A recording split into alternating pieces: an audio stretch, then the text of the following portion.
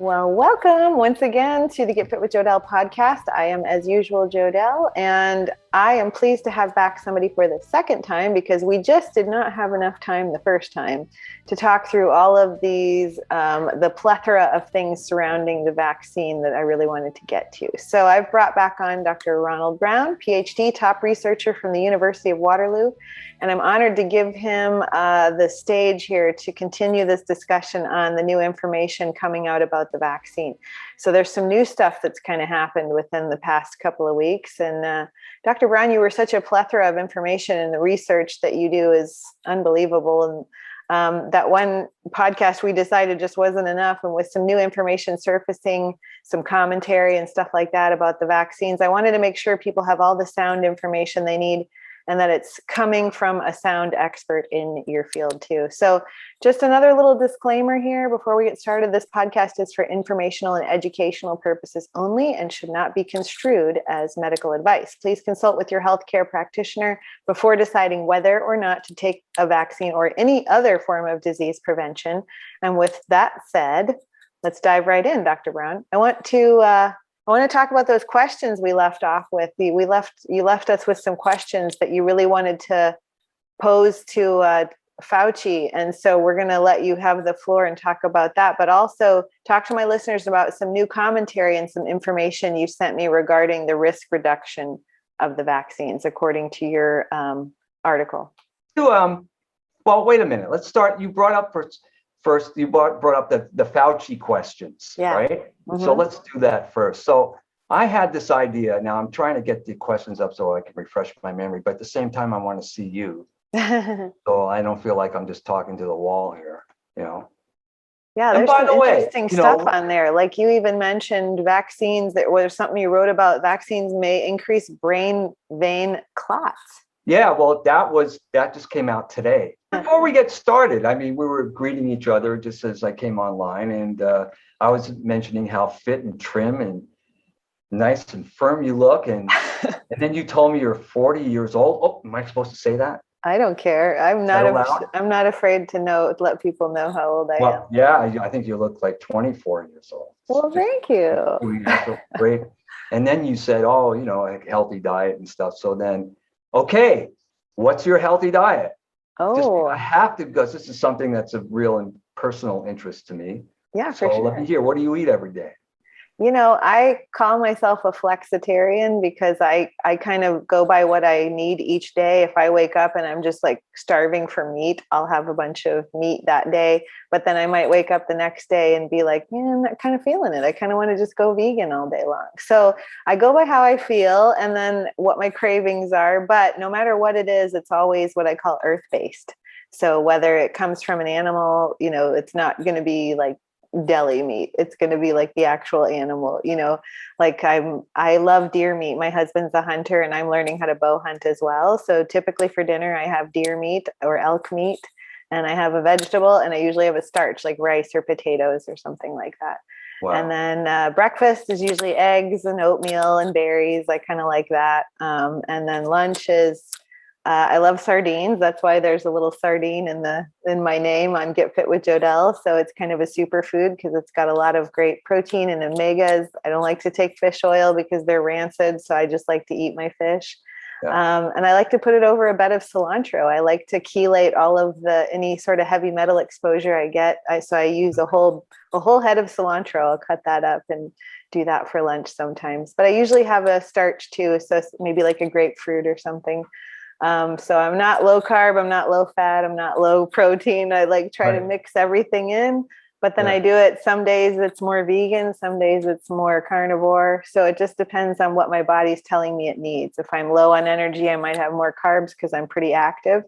But if I'm kind of too amped up, then I might just dial it down. My weakness is oven baked pork rinds from Epic. So there's a brand called Epic and I love pork rinds. So are they salted?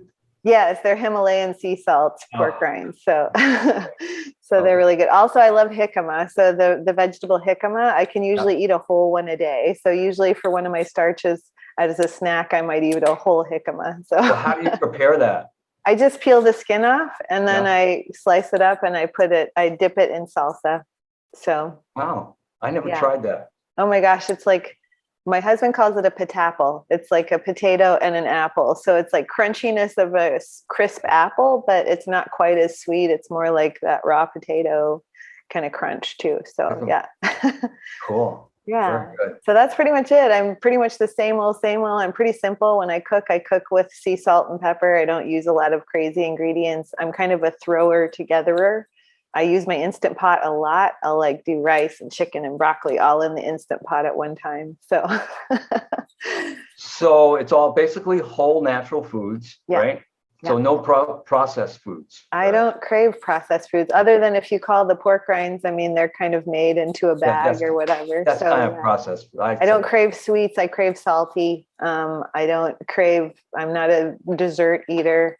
I drink a ton of water. I also drink a ton of coffee, mainly espresso, very black and very dark. Wow. Okay. Yeah. So would you describe yourself as an energetic person? I'm Very. guessing I all almost that, have, with yeah, all that almost, espresso, of course. Yeah. I almost have too much energy. So I Yeah, have to yeah. dial it back and ground myself a lot. So does that help to keep your weight down? Do you find being so active?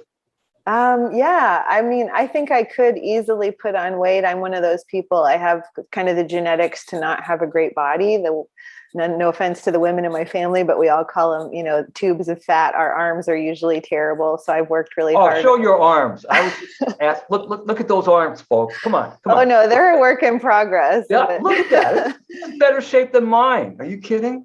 Good for you. That's fabulous. It's nothing wrong with the women in your family.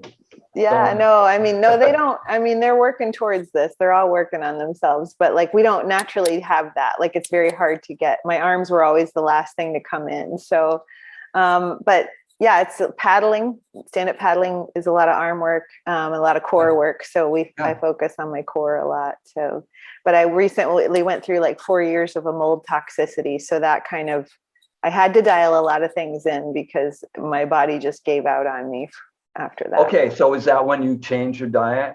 No, I've always kind of eaten this way, but I had to dial back on my activity because my body was so stressed from the mold that I had to like dial back my running, dial back my workouts, and just keep it minimalistic. So I try to do something like 2 to 3 days a week that's more hardcore, and then I try to just paddle or walk on other days. So.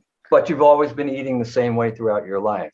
I wouldn't say throughout my life. No, I grew up eating very standard American diet, only very low fat. My mom wouldn't buy a stitch of fat. So we had, the Snackwell's cookies and the everything diet, light, lean. Diet Coke ran through my veins. So that's what I grew up on. But no, since I found out like in about 2009, I was celiac. So I've been gluten-free since then and just kind of dialed things in as I find foods that I have a good relationship with. That's what I call it. Like, you wouldn't be in a relationship with someone that didn't love you back. So I don't eat any foods that don't love me back. Like if they give me gas or they give me heartburn or they give me, a headache, I'm not going to eat them because they don't love me back. So good for you.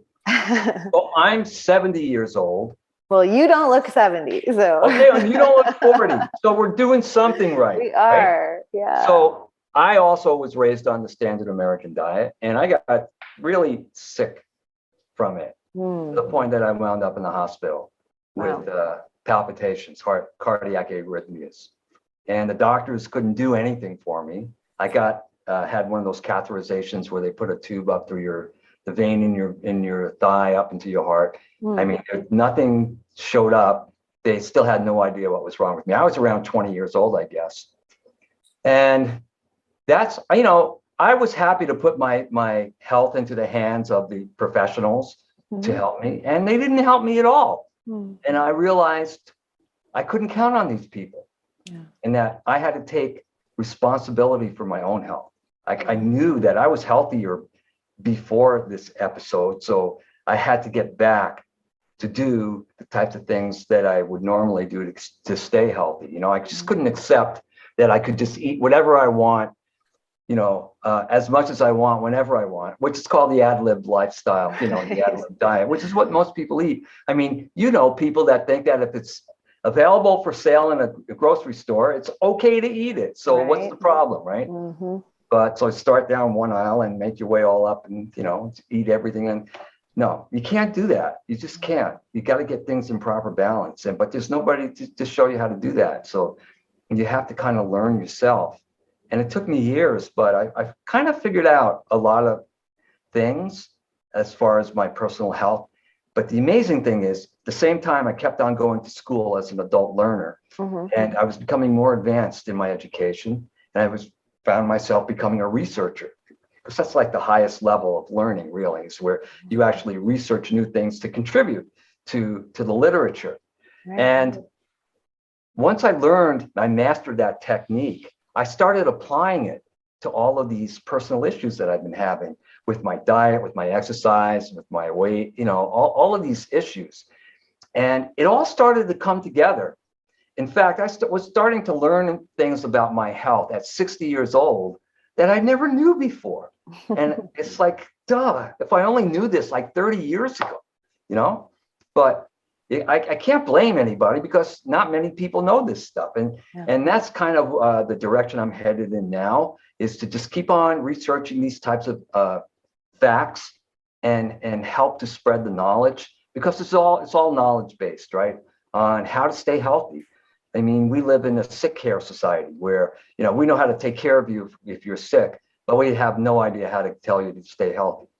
So that's a big problem right there. So who's gonna do the research? I think the public has this wrong impression that, they're working on it. It's new cures and stuff, ways to keep us healthy. Let me tell you the truth. They're not working on anything. What they're working on are treatments, for sick people. So once you get sick, we'll give you something that'll cover up your symptom. And of course, it's not going to make you well, but it'll just like, make you distracted from being so sick. It's like it's called like turning off the fire alarm without putting out the fire, which is the underlying cause, right? Yeah. So enough of that. That's all you get.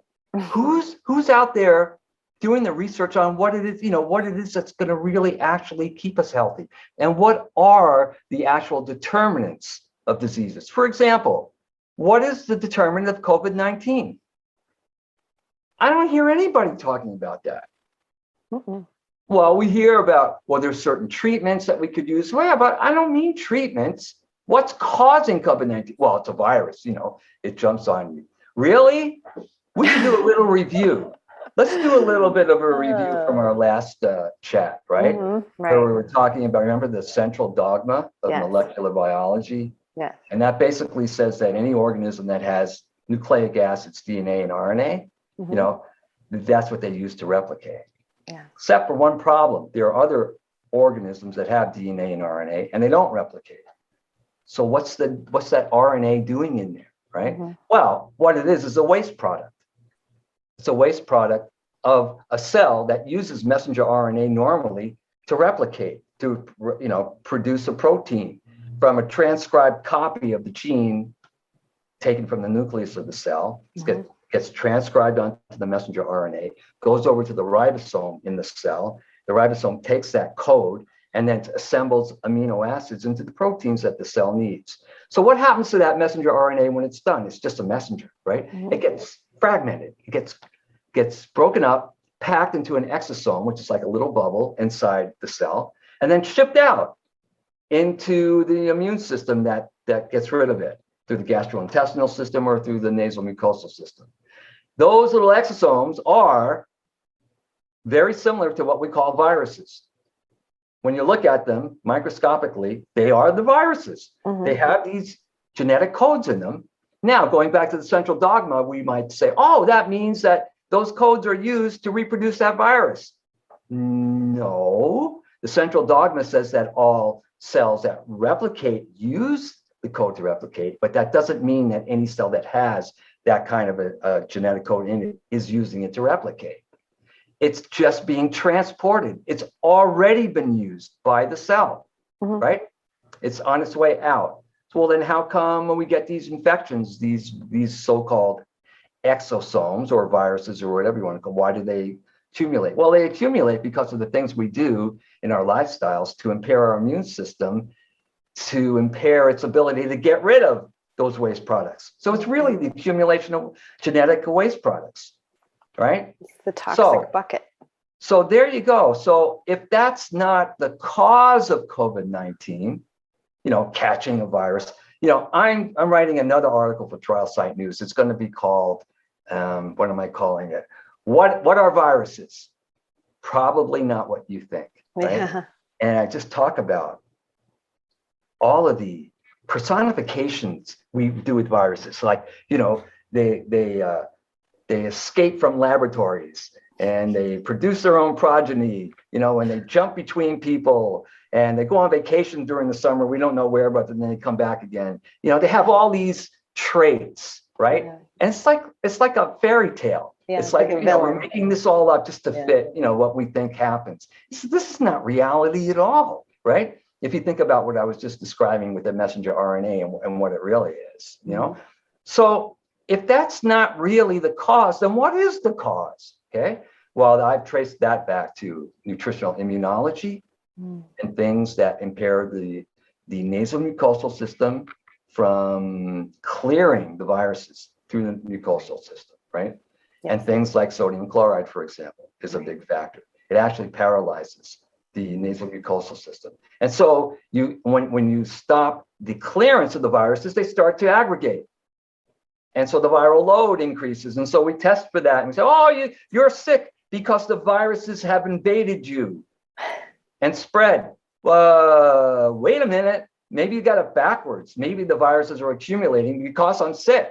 Yeah. Not the other way around, right? Preach it. So here's the point. This is all points of view that I'm talking about, perspectives, but they're unique perspectives. They're novel.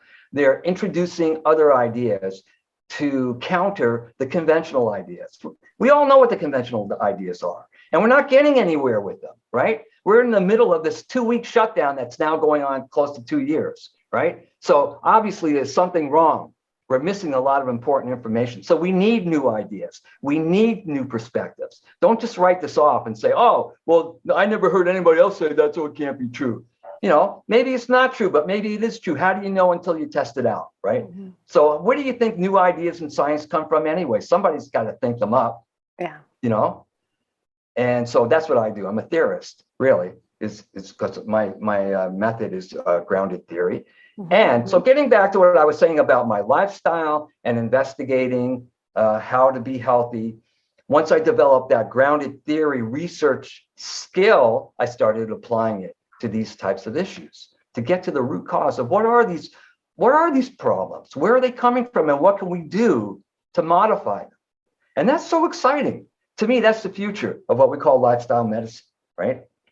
And we are the ones that have control over that.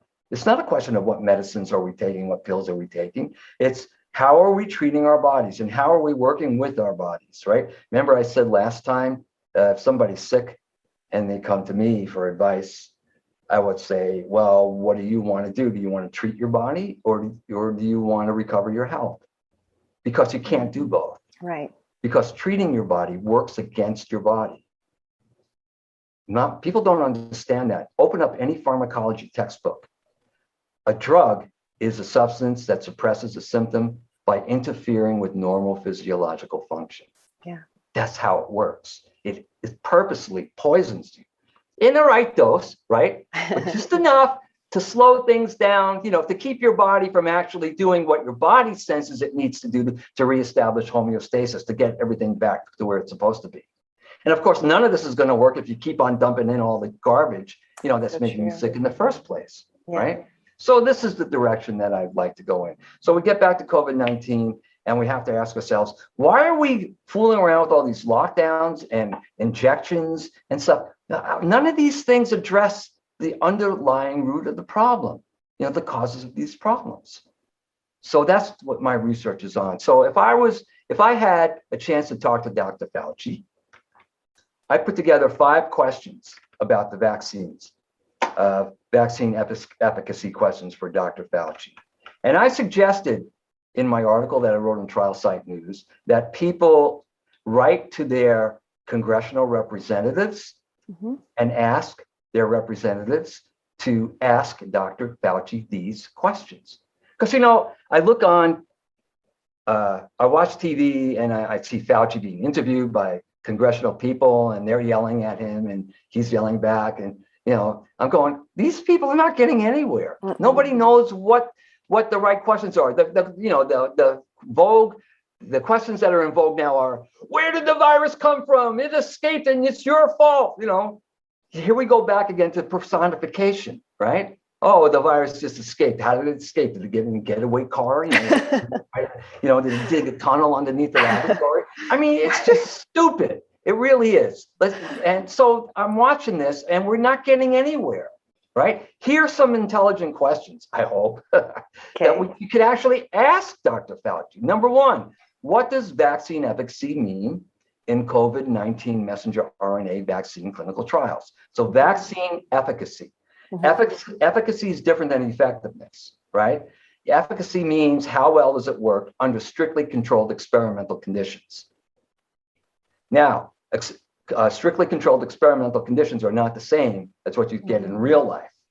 That's in real life, we say effectiveness. So there we can evaluate it for effectiveness in real life without all those controlled conditions. But we're in a clinical trial, we have controlled conditions and we call that efficacy, right?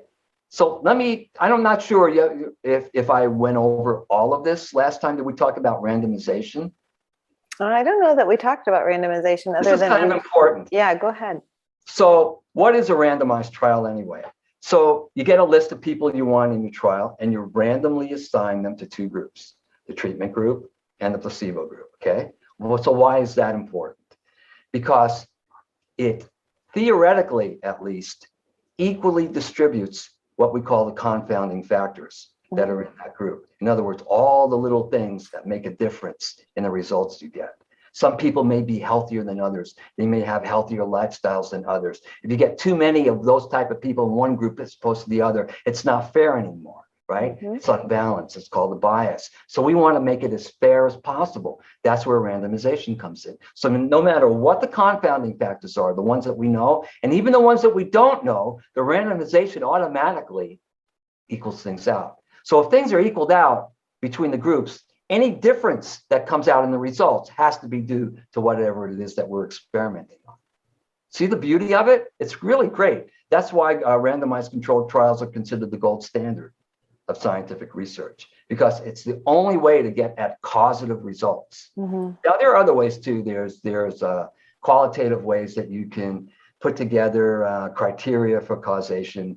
Bradford Hill has a list of about, I think it's 9 different criteria for causation, like timing, cohesion, consistency, biological plausibility, all things like that.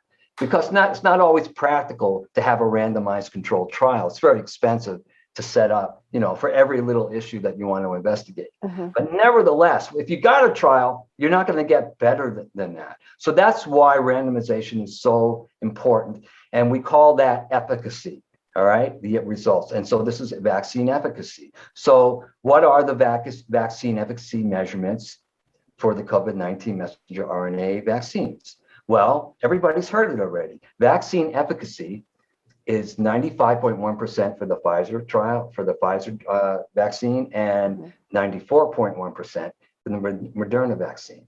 So I remember when those numbers first came out, even Fauci was like, wow, this is amazing. We never expected it to be this good.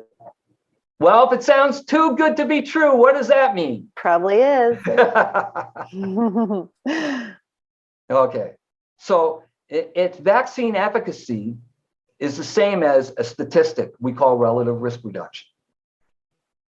Now, it's actually easier for me to just put that on the side first, and let's go to this other type of measurement of vaccine efficacy that we call absolute risk reduction. All right, so in addition to how is absolute risk reduction? So that'll be my third question.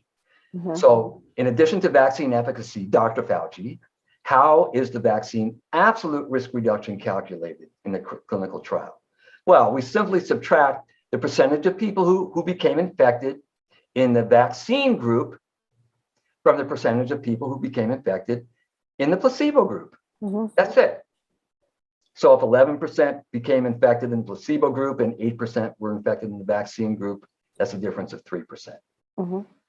That's your absolute risk reduction, okay? Simple.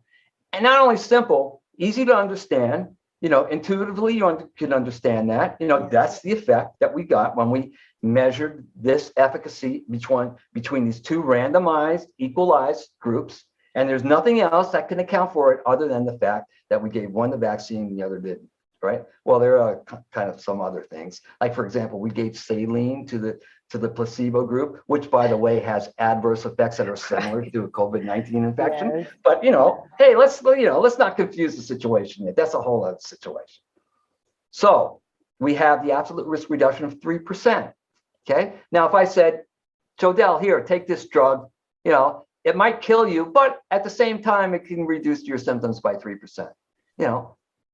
You might want to do it, but chances are you'd like to know that before you make up a decision, right? That's the point of this. This is not about pro-vaccine or anti-vaccine. This is about informed consent, having all the information you need to know for you to decide, not having some other person tell you what to do, right? And the FDA has said that we need to hear, the public needs to hear both numbers, the relative risk reduction, which was around 95%, or the vaccine efficacy, and the absolute risk reduction. So, question 4, Dr. Fauci, what are the absolute risk reduction measurements for the COVID-19 messenger RNA vaccines?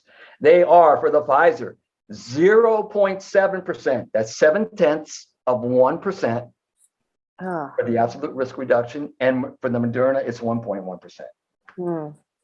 Compared to 95%, 94% for the relative risk. Okay. So now what are you going to do? Well, I don't know what you're going to do. I actually told this to some people, and they said, I think I'll go with the relative risk reduction because it's a better one. Oh, no. Fine. Okay. You know what? That's not the point. The point is now you have a choice. Yes. Now you're informed.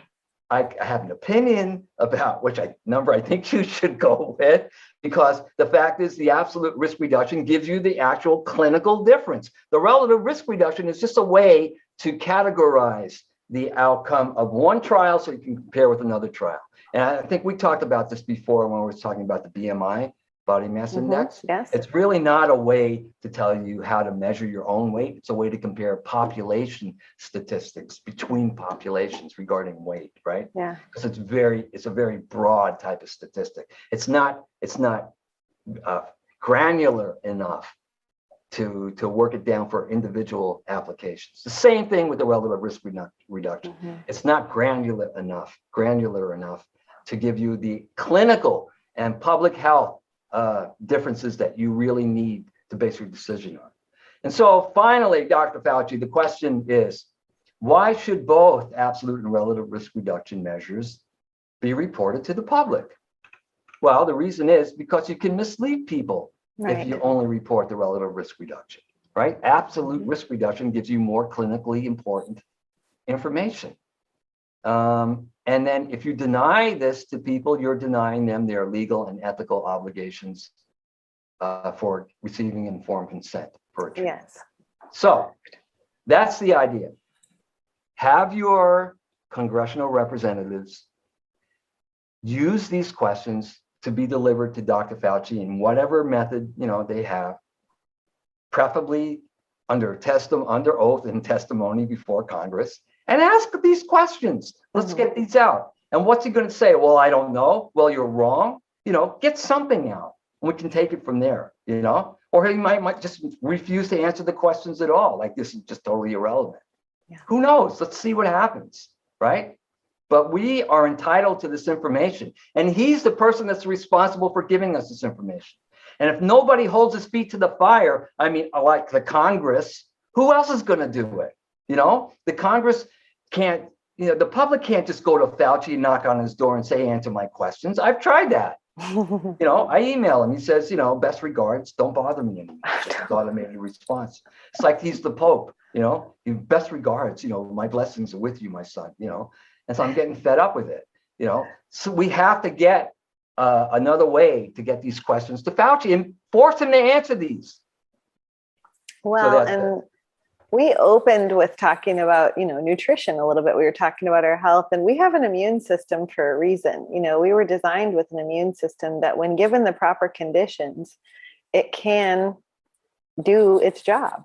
Unfortunately, like what you were talking about, the main issue behind COVID is many people are living by not giving the body the proper conditions.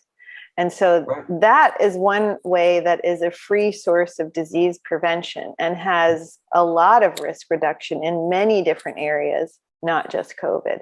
And so I think if people would start to think like you are, like being a truth seeker and seeking answers and asking questions and finding out the details, then they're becoming what I call those truth seekers, and they're able to make a sound decision in either direction. But it really does start with, why just jump to something that we have no idea how it's going to affect our body when there's so many things that have been given to us in an earth-based way that do affect our body?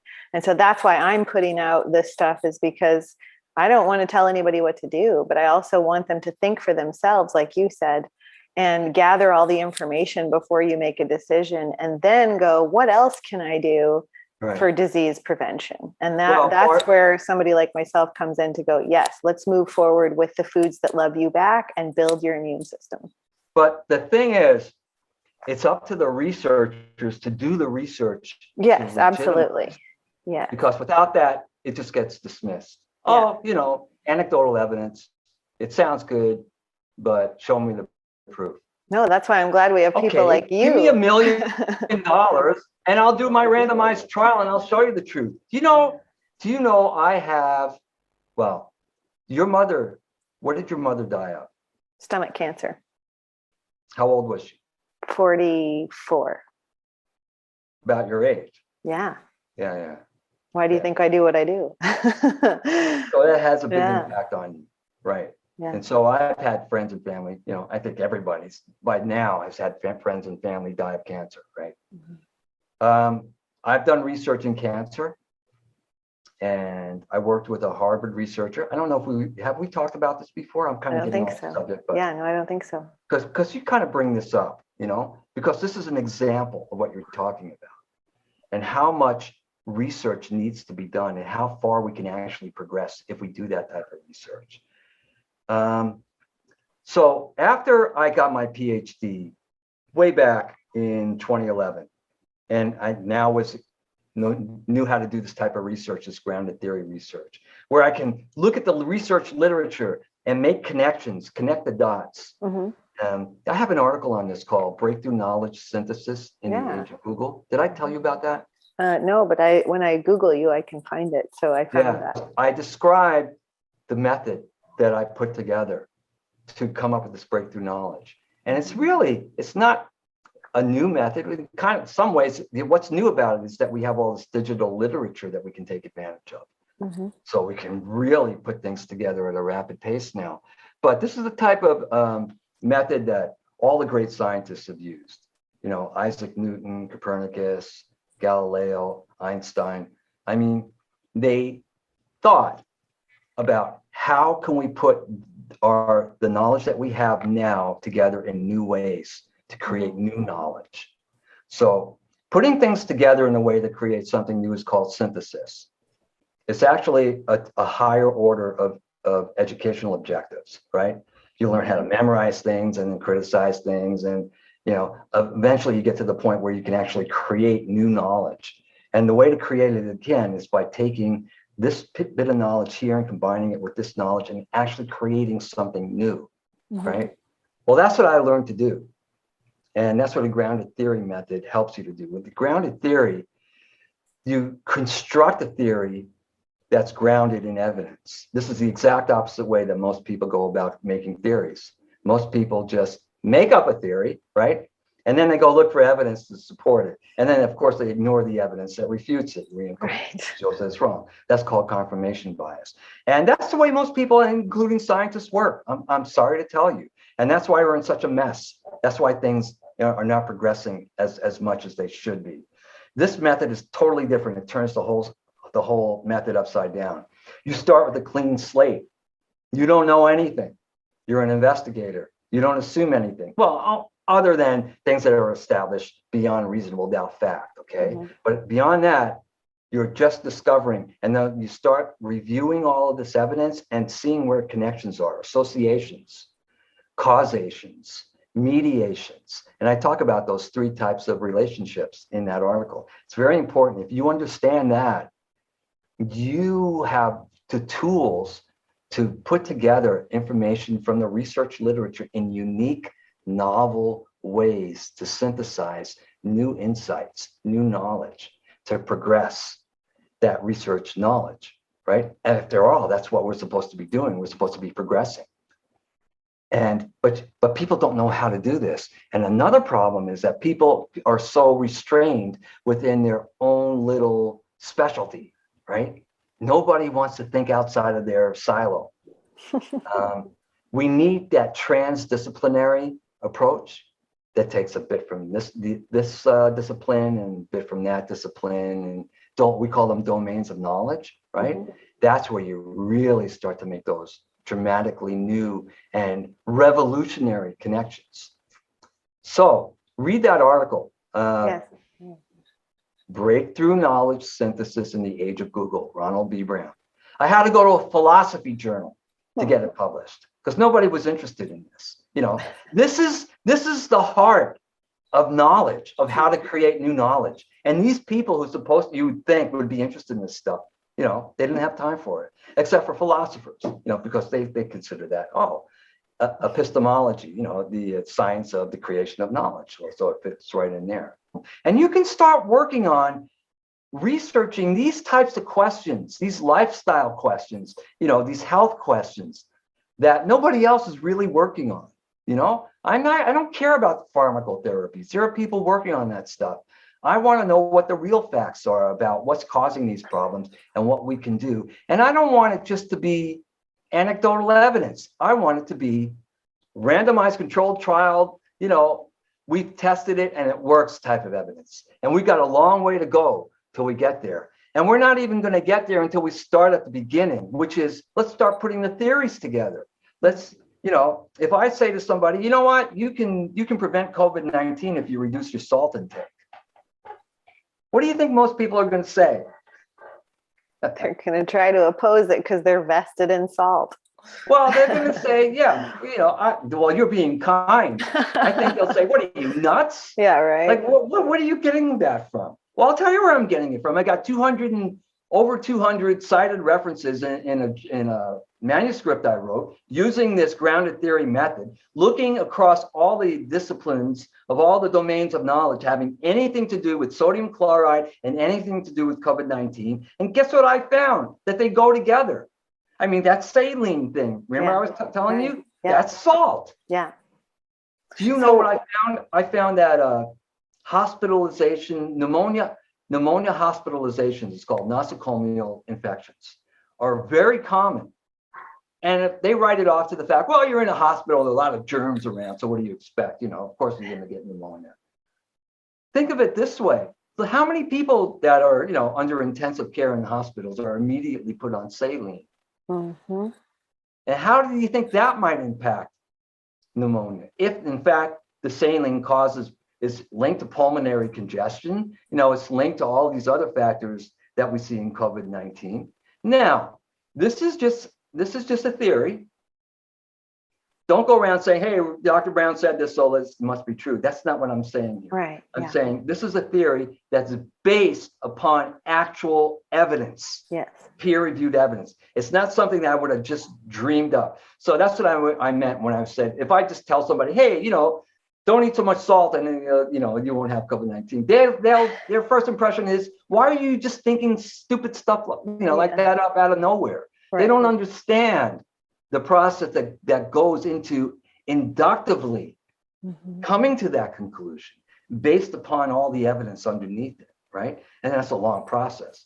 And not only that, sometimes you're going along and you think you found something that's adding up and you realize, oh, there's some other evidence that contradicts it. It's a dead end. You back up again, right? And you just go along in some other route. So you don't see all the dead ends on the way to finally getting it so that all the things come together. And to somebody who doesn't understand this method, they think, oh, you're just cherry picking because it all fits together so perfectly. I actually had peer reviewers accuse me of that. Oh, it's too perfect, you know. And I have to explain to them, that's after months and months of putting things together and testing things and finding what actually works and rejecting all the things that don't work. Yeah. And now I'm handing it to you and you're just, you're spitting on it. No, So- like for sure. When you said the whole smoke alarm analogy of how, a lot of us, when it goes off, we just take the batteries out, and then that doesn't solve the problem, because then you have a fire, and what's going to happen? And so I like the other analogy. Here's a better analogy. So the guys are driving the car and the engine's knocking. It's really bad. So he goes to the mechanic. Mechanic says, I don't know what's wrong with this, but here, put these earplugs in. Yeah. He puts in the earplugs. He gets in the car. It's like, this is wonderful. Thank you very much. Yeah. And I feel like that's happy. That's the point. They're happy and they want it. They demand more of that. Mm-hmm. I mean, the reason why doctors hand out all these painkillers is because people want them. Yeah.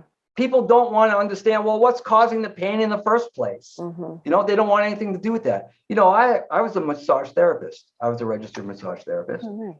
And also a certified fitness trainer. So I've been through all of that, right? Mm-hmm. And I had my massage therapy studio and I had my personal fitness training studio right next to it. And I figured, oh boy, this would be great. People going back and forth. No way. I couldn't get one single person that wanted massage therapy to do fitness training. And I couldn't do one single person for fitness training to do massage therapy. It's just like a completely different way, an approach of how people want to, either be treated or work on helping their body, Yeah. So I quit massage therapy. No, it's true. I mean, I see that firsthand because I do personalized stretch sessions, and I will not find anybody that wants this body work treatment that's of my personal training clients. You're absolutely right. They either want to kill themselves or they're in so much pain that they're willing to try anything, but they definitely don't want to work out. They just want body work. So it's like there's two different genres. But what you were saying is like, I'm so glad that you go to the root of finding out what causes COVID, because that's what I do when I teach nutrition. Is like I had a client today that said, well, I drink alcohol to relax. And I said, why do you need to relax? Well, I need to chill. I have a lot of anxiety. Why do you have anxiety? So I want to go back there. I don't want to just go, okay, just cut back on the wine one time a night's okay. Let's figure out why, because maybe if we address that, you won't have the need for the alcohol. Is this a guy? Does he exercise? Yeah, he exercises. He's diabetic. And so he's trying to get his numbers down. And I said, well, alcohol is going to keep your numbers up. So really, we need to go to the root of why you need the alcohol. Let's figure out what that is and address it. And to me, it looked like something as simple as a magnesium deficiency. So we address that, we calm down his nervous system, and maybe the need for the alcohol goes away. But that's just the same as what you're doing by looking at the research and saying, why COVID? Why are we susceptible to it? And what can we do about it? But I want it to be peer reviewed, right? Mm-hmm. And then I want to go to the next stage and test it. Randomized testing. So, for example, we know that we can have like the DASH diet, which is dietary approaches to stop hypertension. That's what DASH stands for, right? It's a low salt diet. Yeah. And test it. Let's go into a long-term care facility, right? Where people are more susceptible to COVID-19 and test it. One group gets it, and the other group just does the standard diet, the standard healthy diet, which is high salt, high everything that's going to kill you diet. So when you say salt, like, are you opposed to even sea salt, or are we talking sodium chloride and table salt? They're the same thing.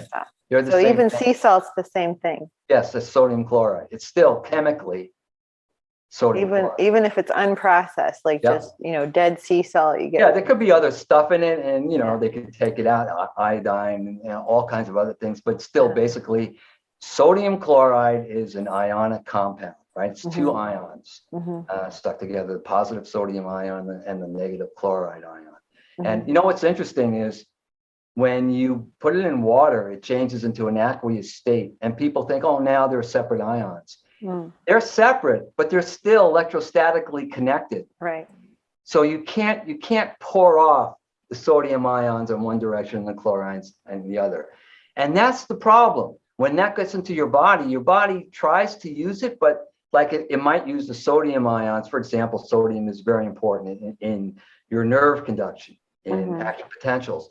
But this chloride ion is coming along with it. It's messing everything up, And so there are problems with that. In fact, the only way to separate the sodium and the chloride is with electrolysis, with a powerful electric current. And they actually do this in chemistry, high school chemistry class, right? They'll take salt water, and through electrolysis you get sodium and chloride. They separate. The Mideast countries do this to create poisonous chlorine gas as a weapon of mass destruction. All you got to do is take seawater and run a current through it, and then collect the gas. Now, does that happen in your body when you try to metabolize sodium chloride? No, of course not. I hope not. First of all, you don't have the electric current running through, and you don't want the poisonous chlorine gas. So what you really need is natural sodium as it comes in food, not added to food, right? Okay, now we're talking. The amount you need is only about 500 milligrams a day. Yeah. What we're eating, well, it depends whether you're talking about milligrams of sodium chloride or milligrams of sodium or salt, but we're eating thousands of milligrams that we don't need to be eating. And so now I have to rethink my Himalayan sea salt portions. Yes, you do. You do. Because I noticed you wear glasses. Yeah, these are daylight blue blockers. They just block the blue light from my computer. Oh, so it's only for like a sunglass then? Yeah, but I wear contacts. Oh, you do wear. So do you have myopia?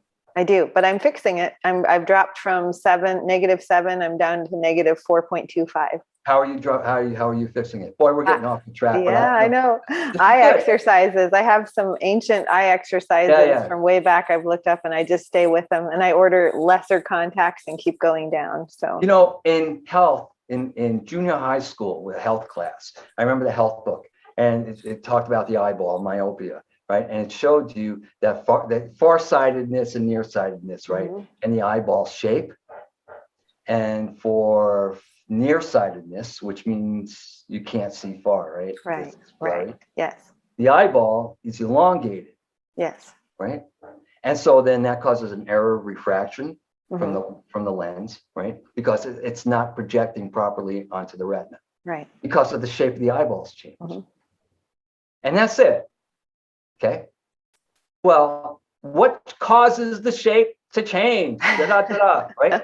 And what happens when you get older too, when your eye can't change? Yeah. And so what's going on there? Well, what's going on there is inside your eyeball. And I have research evidence supporting this. I haven't written up a manuscript yet, but that's coming. So I can give you a little bit of insight on this. Okay. Sodium chloride, retention of sodium chloride causes what we call a condition called edema, right? Yeah. Water retention. Yeah. And that's everywhere in your body, including in your eyeballs. And when it's in your eyeballs, it can stretch out the eyeball, elongate it. Simple as that. Now, if you're older, your eyeball loses its elasticity. That edema gets in there, but the pressure builds up because it's not being accommodated by increased area, right? It's the same with your blood pressure. This is why some people are more susceptible to high blood pressure with sodium than others. When you're young, you can eat a lot of sodium and you don't have blood pressure problems. It's basically because that sodium is retaining more fluid in your blood, just the way it does in every other part of your body. But your arteries are flexible, elastic enough to accommodate that volume, right? So the result is the pressure doesn't go up as much. But as you get older, you lose that elasticity in the arteries. And so that all of that edema, that retained salt water, retention in the serum gets compressed. And so the pressure goes up. It's as simple as that. Same thing is happening in your eyeball.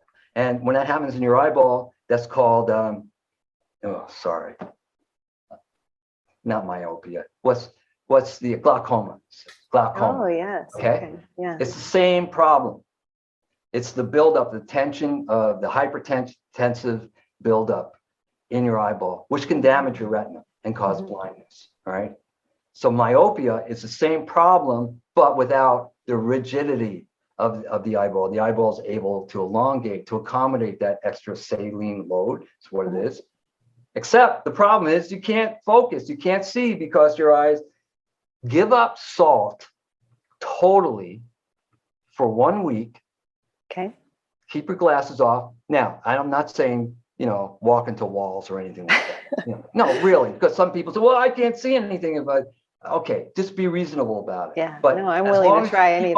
As long as you keep on those eyeglasses on, it's hard for your eyes to reaccommodate back to, the normal focus. Yes. Because it's kind of locked in, right? Mm-hmm. So I'm not giving you any medical advice here.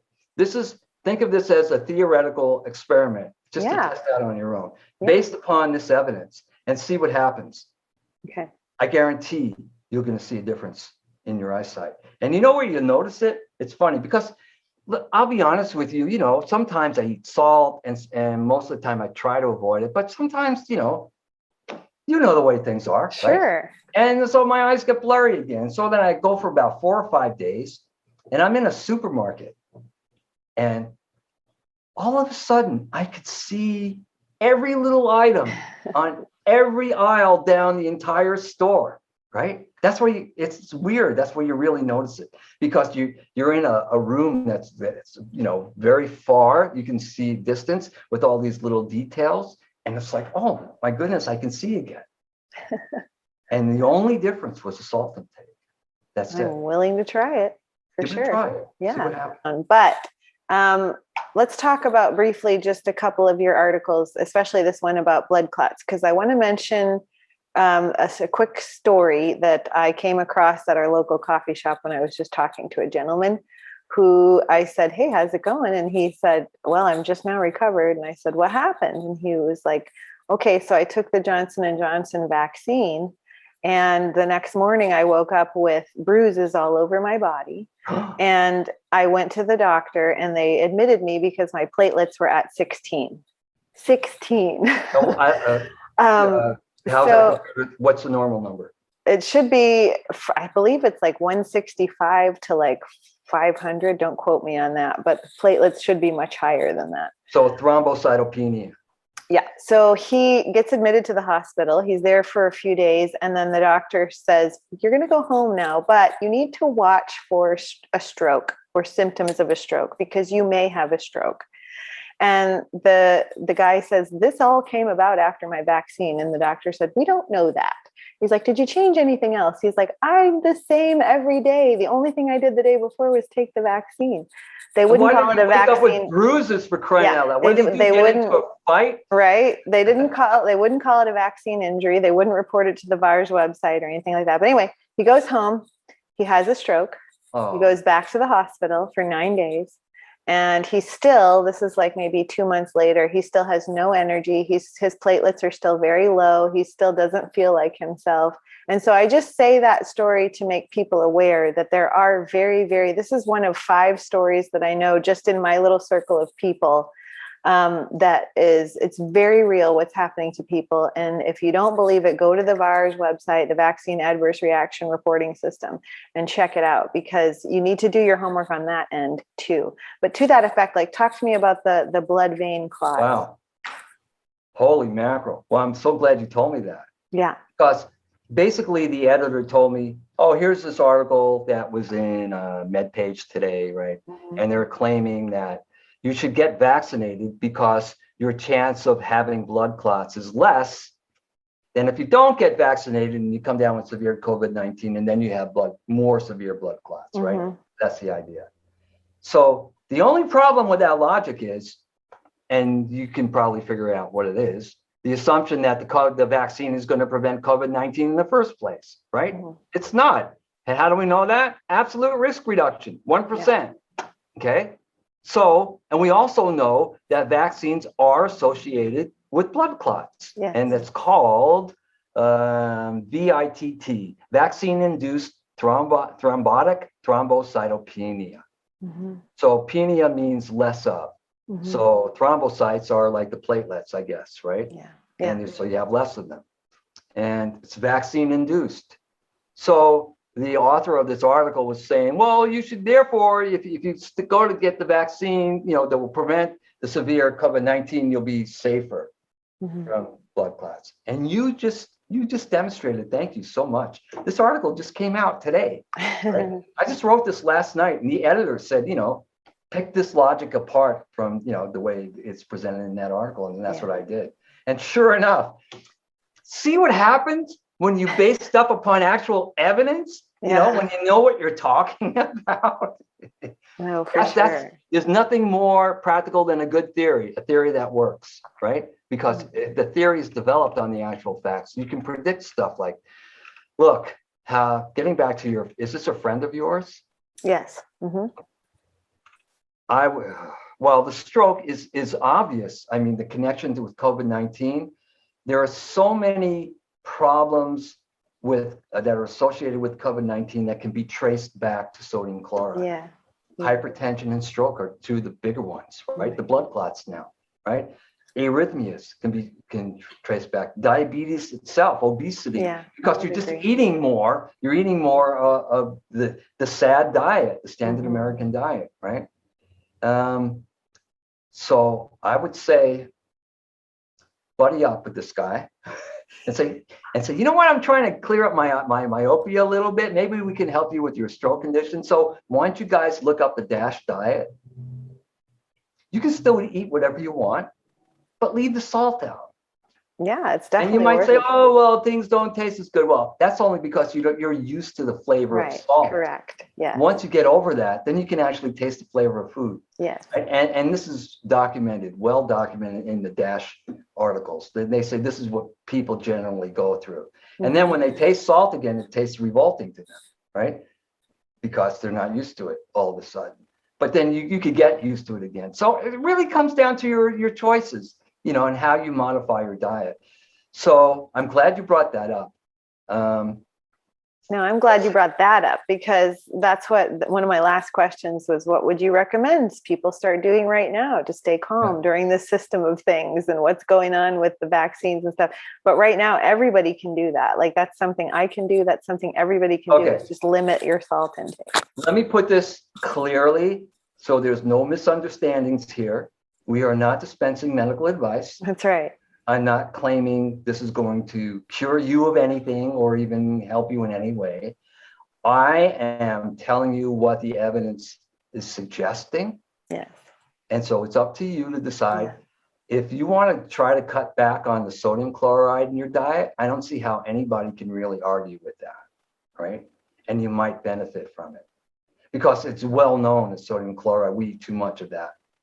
Now don't go expecting, well, now I'm going to do, Ron Brown said that this is going to happen. No, that's not the point. Okay. So as long as you understand that, but this is what the research is showing. And you know what? We still didn't get to cancer. I was going to talk about that and what I found about your diet and cancer. So we're going to have to set up another. Well, we'll do it then. These go so well, we might as well keep them rolling. So yeah. And there are things you could do also for your diet that nobody else is telling you. No one, believe me.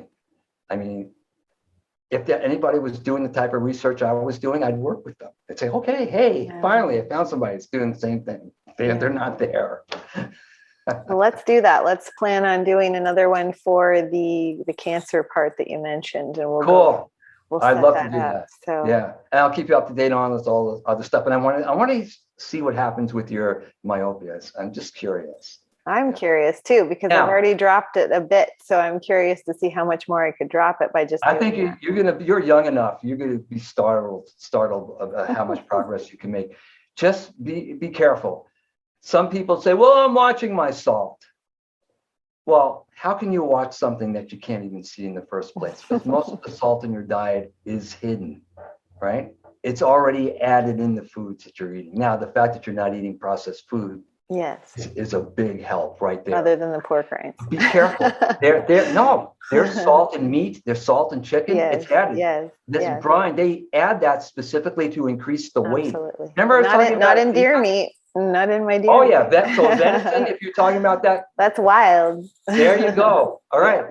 How long have you been eating venison? Oh my gosh, since I was a little girl. My dad was a hunter too, so it's in my blood. But yes, I mean, obviously we need some but what you're saying is we can get it naturally from foods that naturally have it occurring, because it is a critical mineral to the body. Yes. However, we are in a system of it's way overdone. And I will attest to being one of those people that way overdo it because I love the taste of salt. So if you're eating bananas and celery and tomatoes and spinach, you're getting all the natural sodium. Yes.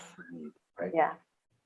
Awesome. Okay. Well, we'll leave them hanging with that next podcast of the cancer prevention as well. So thank you so much, Dr. Brown. This has been awesome. And we'll get you going again soon.